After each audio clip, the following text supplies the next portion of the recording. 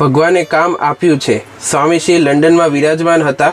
આમ જૂના પણ બહુ નિકટ નહીં આવેલા એવા એક હરિભક્ત દાદુભાઈ સ્વામીશ્રીને કહે, તમે બહુ કામ કરો છો। સભામાં બેઠો બેઠો જોઉં છું કે તમે લખ્યા જ કરો છો, નવરા રહેતા જ નથી।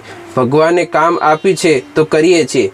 તમારે જેમ પેલો બિઝનેસ છે એમ અમારે આ ભગવાનનો આપેલો બિઝનેસ છે, સ્વામીશ્રીએ કહ્યું। 1955માં કિસુમુમાં મને યોગી બાપાએ કંઠી પહેરાવી હતી। પહેલા ત્યાં જોયેલા લાકડાનું બાઉલ હોય એમાં લોટા વડે પાણી રેડીને જમતા હતા। દાદુભાઈએ જૂની સ્મૃતિ કહી, અમારે એ જ રીતે જમવાનું છે, સ્વામીશ્રીએ કહ્યું। આટલું દુઃખ લેવાની જરૂર શું? આ ક્યાં દુઃખ છે? નિયમ છે, ભગવાનની આજ્ઞા છે। એમની આજ્ઞામાં રહેવું એ કષ્ટ નથી, અને ભગવાને શરીર આપ્યું છે તો એમને માટે કષ્ટ પડે તો પણ વાંધો નથી। સ્વામીશ્રીએ કહ્યું, તમારું હાર્ડ વર્ક છે। સ્વામીશ્રી જે ભીડો વેઠી રહ્યા છે તેથી જાણે એમને પીડા થતી હોય એમ દાદુભાઈ બોલી રહ્યા હતા, પણ સ્વામીશ્રી ક્યાંય જરા સરખો પણ એ કઠણ નિયમો કે સતત સેવાનો બોજ જણાવવા દેવા માંગતા નહોતા।